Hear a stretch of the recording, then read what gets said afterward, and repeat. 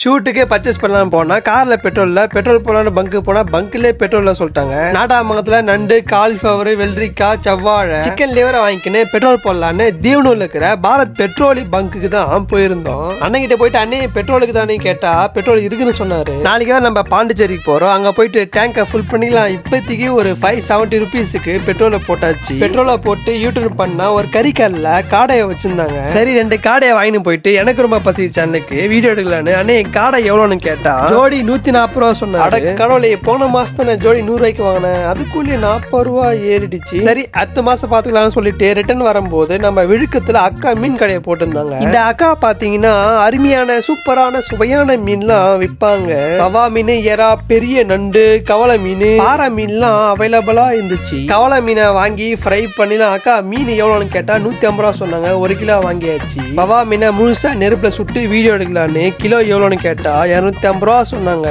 1 kilo மீனை ஒரே மீனா பெரிய மீனா போடுங்கக்கா சொன்னா. 1 கிலோவுக்கே கொஞ்சம் கம்மியா இருந்துச்சு. அதனால கவலை மீனை ஒரு 4 எடுத்து போட்டு மேனேஜ் பண்ணிட்டாங்க. 250 பிளஸ் 150 400 ரூபாவை அக்கா கிட்ட கொடுத்துட்டு நம்ம வளத்துல இருக்கிற ரெகுலரா வாங்குற நம்ம பாய் கடைக்கு போயிட்டோம். பாய் ஒரு அட்டை முட்டை கொடுன்னு கேட்டா லோடு இப்பதான் வந்துட்டு சொன்னாங்க. சரி நாட்டாமத்துல இருக்கிற இன்னொரு பாய் கடைக்கு போயிட்டோம். அங்க ஒரு அட்டை முட்டையும் ஒரு பொட்டி ரீஃபைண்ட் ஆயிலும் வாங்கிக்கின்னு ஷூட் எடுக்கலான்னு எங்க ஊர்ல இருக்கிற புளியாந்தோப்புக்கு போயிட்டோம்.